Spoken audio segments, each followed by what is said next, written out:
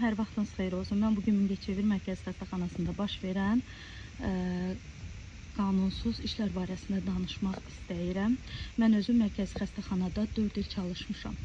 Bu ilin yanvar ayında Vüqar Qurbanovun adamı Ülfət Qurbanov adımda heç bir izahat, töhmət, işə gecikmə halı olmadığı halda işimə xitam verilmişdi.